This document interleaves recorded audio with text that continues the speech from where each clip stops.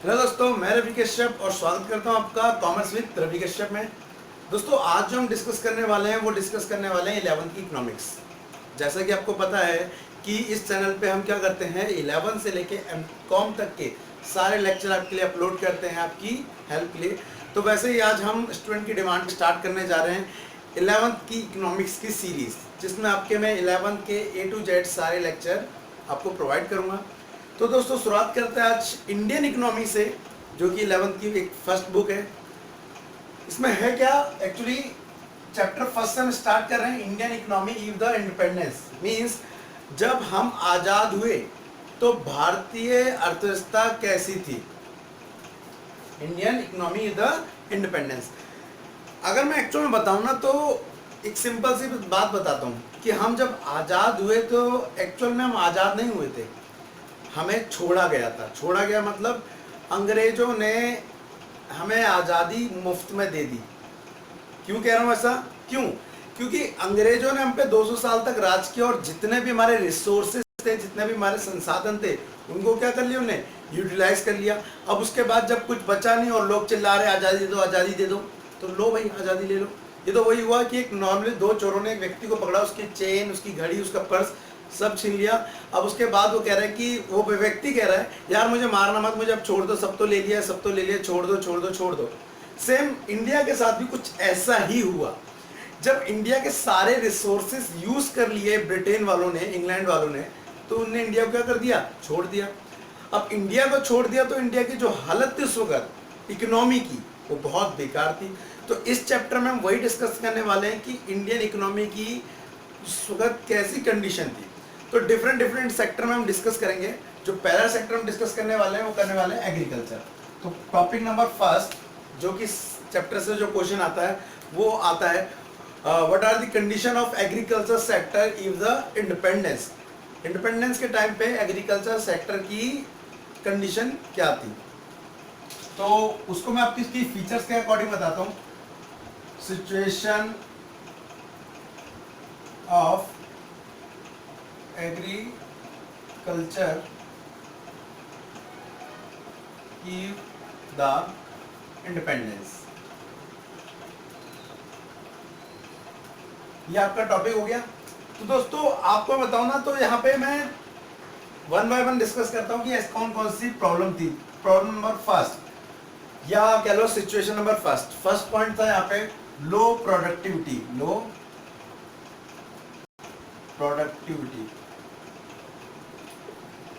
लो productivity क्यों थी? Normally अगर मैं आपको एक डाटा दूं तो डाटा में यह है कि 1947 में अप्रॉक्स इंडिया में प्राइमरी सेक्टर होता है, सेकेंडरी होता है।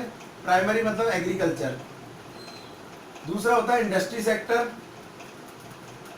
और तीसरा होता है सर्विस सेक्टर। अप्रॉक्स 72% लोग इसमें लगे हुए थे अपनी पॉपुलेशन का, इंडिया का, और 10% यहाँ लगे हुए थे और अप्रॉक्स 18% 17% लोग यहाँ लगे हुए थे। अब जरा देखिए कि सबसे ज्यादा लोग कौन सेक्टर में लगे हुए हैं, एग्रीकल्चर सेक्टर में। उसके बावजूद भी हमारे देश का जो प्रोडक्शन था वो क्या था, बहुत ही कम था। क्यों कम था? क्योंकि हमारी जो प्रोडक्शन की जो टेक्नोलॉजी है वो आज भी बहुत ज्यादा पुरानी है। तब की बात छोड़ो, आज भी लोग उत्पादन करने के लिए बैलों का प्रयोग कर रहे हैं, और कुछ भारत की जगह ऐसी हैं जहां पर लोग खुद बैल बनकर खेत को जोतते हैं। तो स्थिति बहुत बेकार है अब भी। तो ये लो प्रोडक्टिविटी थी उस वक्त थी, वैसे आज भी है ये। तो इफ द इंडिपेंडेंस, हमारी जो प्रोडक्टिविटी थी वो क्या थी, कम थी। Point number second, lack of irrigation resources.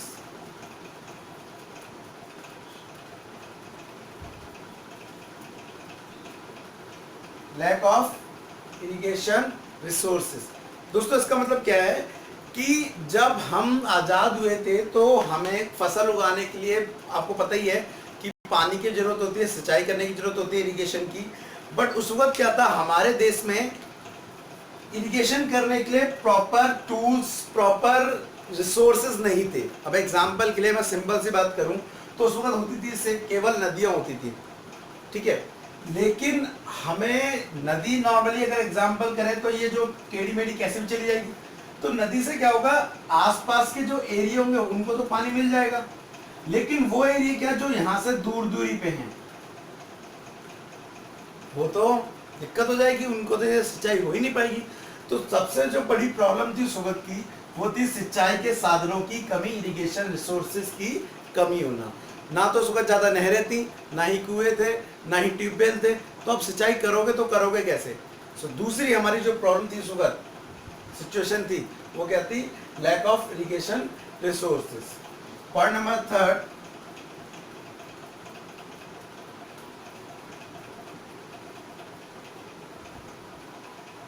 bad relationship between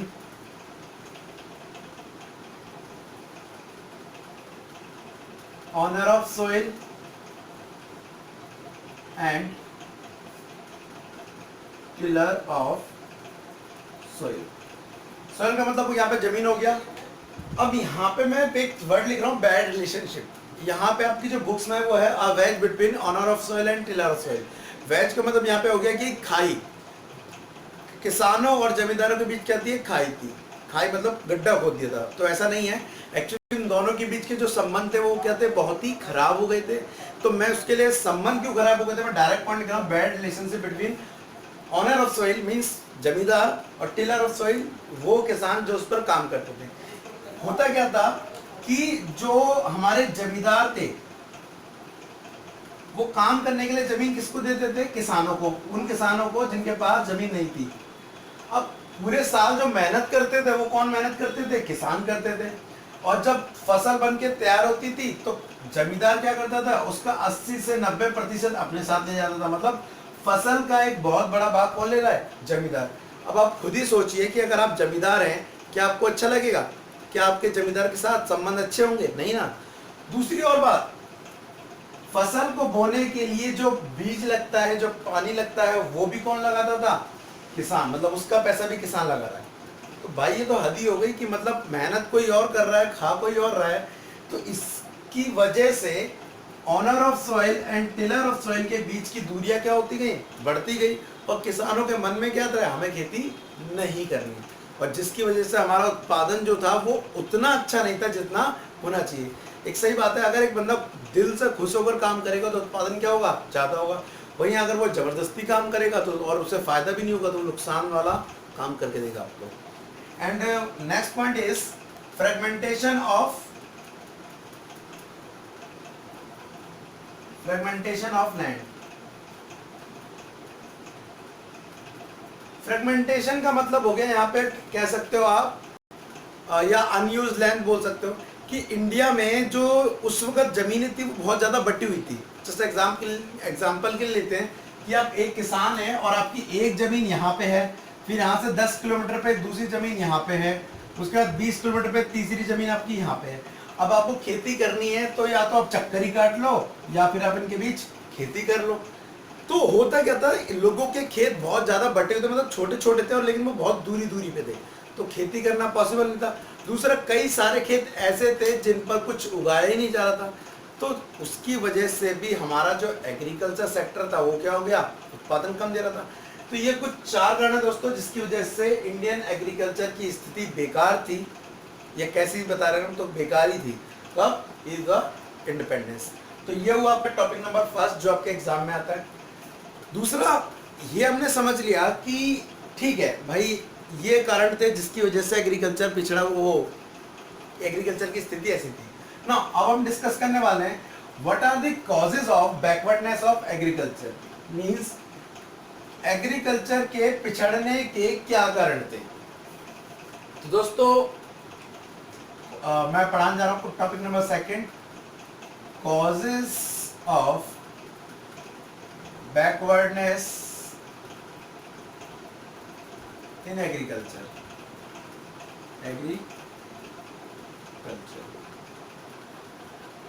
दो कारण थे कृषि के पिछड़ने के, आपकी बुक के अकॉर्डिंग कितने कारण थे, 2 कारण थे। तो वो 2 कारण कौन से थे। पहला कारण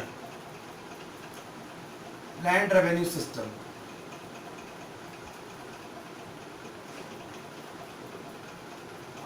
according to this system actually हो क्या रहा था कि जो ब्रिटिश गवर्नमेंट थी कौन सी गवर्नमेंट? British government.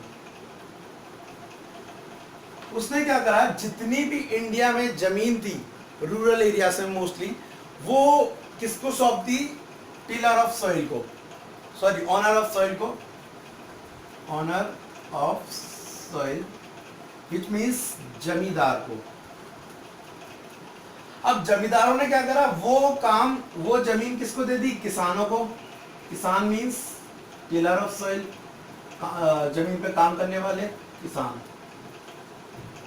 अब आप खुद ही देखिए, ब्रिटेन ने सारी जमीन किसको दे दी? ब्रिटेन गवर्नमेंट जो इंडिया में हुकूमत कर रही थी, उसने सारी जमीन किसको दे दी? जमींदारों को, और कहा कि ये जमीन लो और इसके बदले मुझे थोड़ा सा टैक्स दे देना, थोड़ा सा टैक्स जमा करा देना। और इनने ये सारी जमीन किसको दे दी? किसानों को। किसानों से कहा भाई काम करो। अब किसान ही मजबूर है, उनके पास खेत नहीं है, कोई अन्य रोजगार नहीं है, वो खेती करते हैं। अब हो क्या रहा था इसमें, किसान जो फसल बना रहे थे वही, उसका बहुत बड़ा भाग कौन लेके जा रहा था? जमींदार लेके जा रहा था। अप्रॉक्स वही बताया मैंने 80 to 90%। अब उसमें से ऑनर ऑफ सॉइल को बस थोड़ा सा क्या जमा कराना पड़ता था? टैक्स। किसको? ब्रिटेन गवर्नमेंट को। अब इस पूरे सिनेरियो में देखें तो एक्चुअल में जिसका एक्सप्लॉयटेशन हो रहा है वो किसका हो रहा है? टिलर ऑफ सॉइल मींस किसान का। तो इससे क्या हुआ, किसानों के मन में से धीरे धीरे धीरे खेती करने का जुनून ही खत्म होता गया और वो खेती से अलग होते गए। जिन लोगों को जो चीज़ काम में एक्सपर्ट थे, अब ये इनको तो खेती करना आता नहीं था, खेती करना तो इनको आता था, लेकिन इनके साथ क्या होता, शोषण हो रहा था, एक्सप्लॉयटेशन हो रहा था। तो धीरे धीरे इन्हें काम करना क्या कर दिया? बंद कर दिया। तो इस वजह से भी भारत उस वक्त एग्रीकल्चर में क्या हो गया? बैकवर्ड हो गया। ठीक है दोस्तों, इसके बाद जो सेकंड पॉइंट यहाँ पे आ रहा है, वो पॉइंट आ रहा है second, commercialisation of agriculture. Commercialisation of agriculture. एक बात बताओ, बेसिकली जो कृषि है वो दो चीजों के लिए की जाती है। एक तो जब बंदा या किसान इतना बनाए कि वो खाली अपनी जरूरतों को पूरा कर सके, that is called substantial agriculture. ठीक है, और अगर वो बजाय अपने उपयोग के बेचने के लिए भी मीन्स फॉर सेल ऑल्सो, तो इस प्रोसेस को बोलेंगे कमर्शलाइजेशन ऑफ एग्रीकल्चर। तो आप बताइए, अगर कोई किसान अपने यूज के साथ साथ बेचने के लिए भी उगाए तो ये अच्छी बात है, बेकार बात है? बेसिकली अच्छी बात है भाई, अपने प्रयोग के साथ साथ तुम बेचने के लिए उगाओ। तो फिर ये कमर्शलाइजेशन ऑफ एग्रीकल्चर बैकवर्डनेस का कॉजेस क्यों बना? ये तो अच्छी बात है, इससे तो आगे बढ़नी चाहिए थी, पीछे क्यों चलेगी? एक्चुअली प्रॉब्लम इज दैट कि उस वक्त उनको इंडिगो, यस, नील की खेती के लिए जबरदस्ती फोर्सफुली क्या कहा गया? उगाने को आ गया। तो आप यहाँ पे एक वर्ड डाल सकते हैं, forcefully. Forcefully commercialisation of agriculture. इसमें क्या कहा गया? ब्रिटेन गवर्नमेंट ने इंडिगो, अब पहले इसका मैं बताता हूँ इंडिगो क्यों। नॉर्मली जब हम इंडिया गुलाम था इंग्लैंड का, तो इंग्लैंड में कई सारी इंडस्ट्रीज लग रही थी और मतलब उद्योग लग रहे थे, और उनमें सबसे फेमस जो इंडस्ट्री थी वो था क्लोथ की इंडस्ट्री। मतलब वहाँ कपड़ा उद्योग बहुत अच्छे से फल फूल रहा था। अब फ्रेंड्स हुआ क्या इसमें, जब उन्हें कपड़ा उद्योग वहाँ पे लग रहा था, क्लोथ इंडस्ट्री लग रही थी, तो उन्हें क्लोथ को कलरफुल करने के लिए क्या चाहिए था? नील चाहिए था, इंडिगो चाहिए था। अब इंडिगो के साथ दिक्कत ये आपने पढ़ा भी होगा इंग्लिश में कि चैप्टर, एक बुक में एक चैप्टर था कि अगर हम नील का प्रयोग करें या नील की खेती करें तो उससे हमारी जमीन क्या हो जाती है? बंजर हो जाती है। दूसरा, इंडिगो यार लगाने की चीज है, खाने की चीज नहीं है। अब हुआ क्या, अंग्रेजों ने बजाय अपने देश में खेती करने के, उनने हुकूमत किस पे थी? इंडिया पे थी। उनने इंडिया में बोला कि भाई क्या उगाओ? इंडिगो उगाओ। यहाँ के किसान मजदूर किसके अंडर आते थे? जमींदार के। अंग्रेजों ने जमींदारों से बोला, जमींदारों ने किससे बोला? इन लोगों से बोला, और उनको मजबूरी में उगाना पड़ा। अब इस प्रॉब्लम यहाँ पे स्टार्ट हो गई कि पहले जो भी प्रोडक्ट बनता था, मान लो वो खेत में गेहूं उगा रहे थे या खेत में चावल उगा रहे थे, तो एटलीस्ट वो एक खा तो लेते थे, मतलब वो अपनी जरूरतों को तो पूरा तो कर लेते थे। अब क्या हुआ, ब्रिटेन गवर्नमेंट ने उन्हें एडवांस पेमेंट पकड़ा दी, किन लोगों को, किसानों को, कि ये लो थोड़ा बहुत पैसा पकड़, ज़्यादा भी नहीं थोड़ा पकड़ा दिया और कह रहा ये काम करके दो।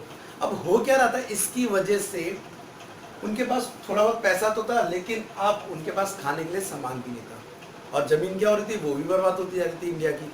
तो ये भी एक कारण बना फोर्सफुली कमर्शलाइजेशन ऑफ एग्रीकल्चर, किसका, इंडियन बैकवर्डनेस। तो दोस्तों ये क्वेश्चन नंबर 2 है जो आपके लिए इंपॉर्टेंट है एग्जाम में। बेसिकली बुक में आपके 2 ही पॉइंट दिए इसके। उसके बाद क्वेश्चन नंबर 3 यहाँ पे इंपॉर्टेंट आता है, वो है इंडिया में उस टाइम पर, कब, 1947 और बिफोर 1947 हैंडीक्राफ्ट काम बहुत अच्छा चलता था, हाथ से बना हुआ काम बहुत अच्छा चलता था। लेकिन हुआ क्या, जैसे इंडिया में अंग्रेज आए तो हाथों से बना काम क्या हो गया, बिल्कुल ही फिनिश्ड, खत्म हो गया। कैसे खत्म हो गया मैं समझाता हूँ। So causes of decay of handicraft, causes of decay of handicraft. Decay of handicraft means हाथ से बने वाले काम का बिल्कुल ही पतन हो गया, बंद हो गया बिल्कुल। कैसे बंद हो गया, उसके 5 कारण है बेसिकली। पहला, डिस्क्रिमिनेटरी पॉलिसी। डिस्क्रिमिनेटरी पॉलिसी, अब डिस्क्रिमिनेटरी पॉलिसी क्या थी बेसिकली, हिंदी में कहते हैं इसे मूलभूत नीति होती है, समथिंग लाइक, कोई नहीं। तो डिस्क्रिमिनेटरी पॉलिसी समझो क्या होता है। नॉर्मली जो इंग्लैंड की गवर्नमेंट थी, कौन सी, इंग्लैंड गवर्नमेंट, जो इंडिया में काम कर रही थी, ठीक है, और ये हो गया इंडिया। करते क्या थे इंग्लैंड वाले, इंडिया से बहुत ज्यादा मात्रा में रॉ मटेरियल यहां से कहा लेके जाते थे, इंग्लैंड। मीन्स हमारा क्या हुआ, एक्सपोर्ट हुआ। तो भाई जब हम एक्सपोर्ट कर रहे हैं इंडिया वाले, तो हमें क्या मिलना चाहिए, पैसा मिलना चाहिए। बट हुआ क्या, अंग्रेज गवर्नमेंट मीन्स जो ब्रिटिश गवर्नमेंट थी वो हमें कोई पैसे नहीं देती थी। वही वहां पे जब रॉ मटेरियल गया, एक्सपोर्ट क्या हुआ था, रॉ मटेरियल। उसके बाद इंग्लैंड में मैंने बताया जैसे कि इंडस्ट्री लगी थी, तो वहां पे कच्चा माल लेके वहां पे तैयार माल बनाया और दोबारा से कहां पे लेके आ गए, इंडिया में। उनने क्या करा, इंपोर्ट करा। अब इंपोर्ट करके इंडिया में चीज आ गई और बिकने लग गई। अब हमारी चीज हम ही को बेच रही है, ये तो वही बात हो गई, मेरी बिल्ली मुझी को म्याऊं। बट अब हो क्या रहा है, ये यहां से माल लेके गए, चलो बना के तुम लेके भी आए, तो कुछ टैक्स तो दोगे, सॉरी कोई टैक्स ही नहीं देते थे। लेकिन अगर कोई इंडियन सेलर बजाय इंग्लैंड को किसी अदर कंट्री को क्या करना चाहता है, सेल करना चाहता है, अदर कंट्री को सेल करना चाहता है, तो ये उस पर क्या लगा देते थे, बहुत ज्यादा टैक्स, वो भी कितना, हाई। अब इतना ज्यादा हाई टैक्स लगा देने से इंडिया वालों की जो कमोडिटी थी, वस्तु थी, वो क्या हो जाती थी, महंगी हो जाती थी। और महंगा होने के कारण उसे फिर कोई खरीदता नहीं था और उसकी डिमांड गिर जाती थी। तो अब इधर देखिए जरा, यहाँ पे पार्शियलिटी नहीं हो रही, भेदभाव नहीं हो रहा, उस भेदभाव को, उस पार्शियलिटी को बोल रहे हैं डिस्क्रिमिनेटरी पॉलिसी, कि तुम अपनी चीजों पे तो टैक्स नहीं लगा रहे हो जब लेके और ला रहे हो और ले जा रहे हो, लेकिन जब इंडिया वाले दूसरी कंट्री को बेच रहे हो तो उस पर क्या लगा दे रहे हो, टैक्स। तो बेकार बात है। एक कारण ये था जिसकी वजह से हाथ का काम जो इंडिया वाले बाहर बेचते थे, हैंडीक्राफ्ट, वो क्या हो गया, बंद हो गया।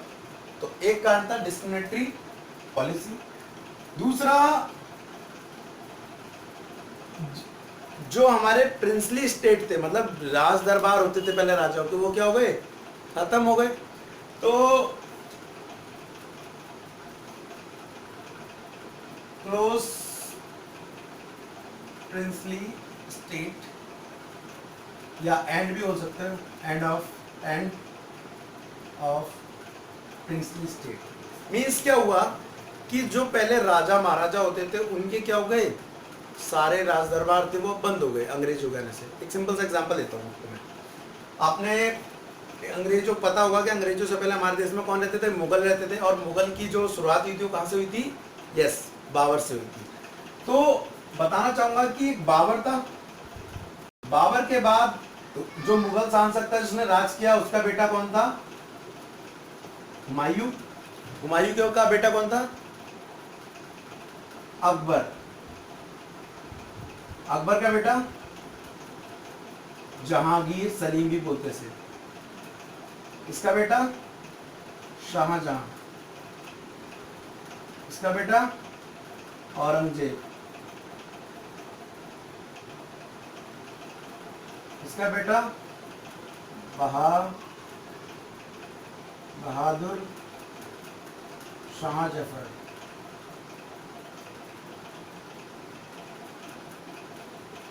अब आप जरा ध्यान दीजिए कि मुगल शासक ऐसे चला, मतलब उसका बेटा फिर उसका बेटा। अच्छा, बेटे तो क्या कही थे, मैंने वो लिखे हैं जो एक्चुअल में शासन चला रहे थे ना।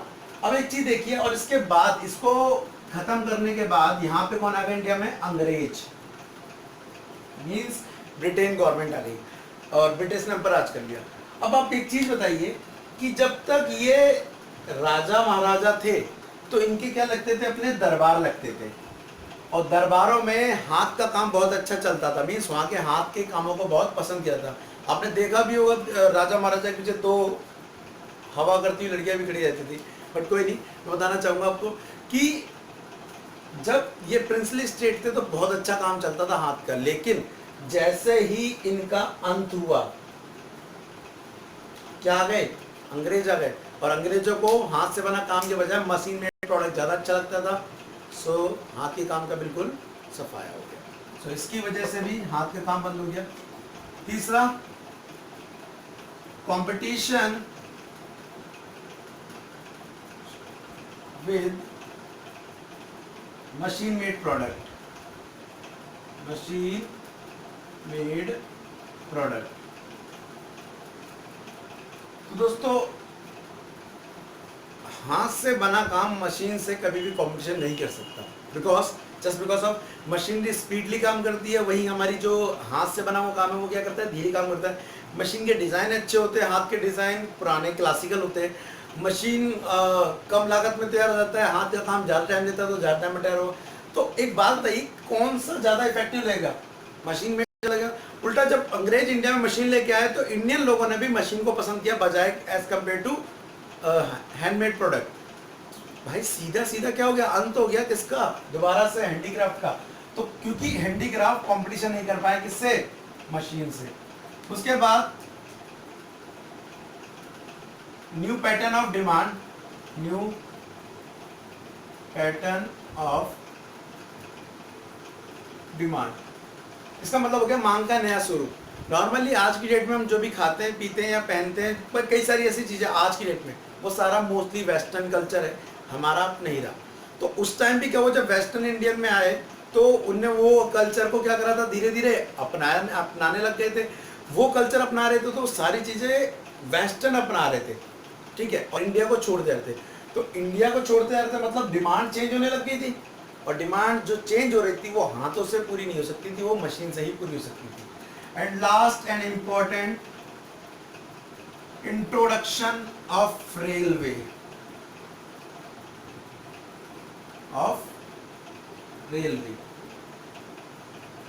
दोस्तों, इंडिया में जो रेलवे आई थी वो आई थी 1853 में, ठीक है। अब मैं पूछ रहा हूं ये कि यार रेल के आने से हाथ के काम बंद होने का क्या लॉजिक है? रेल हाथ का काम, रेल हाथ का काम, मतलब कैसे बंद हो सकता है यार? तो दोस्तों मैं बताना चाहूंगा होता क्या था। नॉर्मली इंडिया के अगर मैं नीचे के हिस्से की बात करूं तो कुछ इस तरह से, यहां तो पानी है और ऊपर क्या है? जमीन है। तो मान लेते कोई देश इधर से है, इधर पे है, तो वो अपना माल अगर इंडिया में भेज रहा है मशीन मेड प्रोडक्ट, तो वो किसके जरिए भेजता था? पानी वाले जहाज के थ्रू, और वो यहाँ पे पोर्ट पे उतार देता था, या यहाँ पे पोर्ट पे उतार दो या यहाँ पे उतार दो। अब होता क्या था, उनने यहाँ पे मशीन मेड प्रोडक्ट तो उतार दिया, किसने? अंग्रेजों ने। लेकिन वो कहाँ तक फैल पाया? खाली इंडिया के उन इलाकों तक, मतलब जहाँ पे समंदर की सीमाएं थी। लेकिन दिल्ली, मध्य प्रदेश, यूपी, ये ऐसे इलाके थे जो बहुत अंदर पड़ते थे। यहाँ पर अब भी कौन सा काम चल रहा था? हाथ वाला। लेकिन जैसे ही इंडिया में रेलवे आई इनने क्या करा, सामान यहाँ से लेके सीधा बंदरगाह पे उतारा, पोर्ट पे जहाज से, उसके बाद ट्रेन के थ्रू पूरे इंडिया में क्या कर दिया, उसको फैला दिया। तो इससे हुआ क्या, जहां जहां भी काम चल रहा था हाथ का, सब खत्म हो गया। तो ये बेसिकली 5 कारण थे जिससे हमारा क्या हुआ, डीके ऑफ हैंडीक्राफ्ट हुआ। दोस्तों ये आज इकोनॉमिक्स से चैप्टर फर्स्ट का पार्ट फर्स्ट था। इसके चैप्टर पार्ट 2 हम अगली क्लास में डिस्कस करेंगे। दोस्तों अगर आपको ये वीडियो पसंद आई हो तो प्लीज़ लाइक करें, सब्सक्राइब करें। सब्सक्राइब इसलिए करें अगर आपको इसकी रेगुलर वीडियो चाहिए, और सब्सक्राइब पे कोई चार्ज नहीं होता है। Thank you, ta-ta and bye bye.